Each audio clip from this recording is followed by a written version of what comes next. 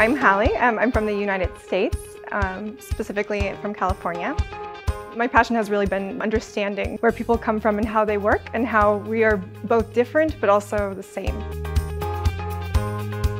So I am from the Master of International Development. I came originally from a journalism and public relations background, and all of my experiences are both nonprofit and in the private sector as well. I was looking at a Master in International Development and specifically Sustainable Development, and I wanted to go abroad. So I was looking just for this diversity of thought and of culture, of background.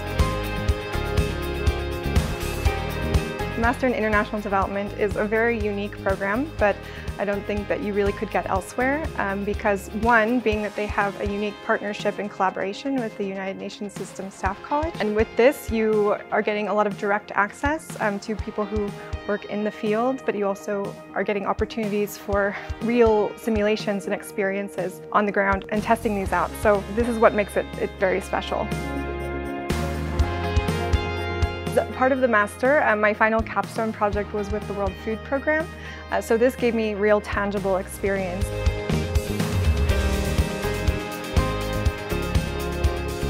Never have a self-limiting belief, and that means that if you have this seed within you, then you should go for it.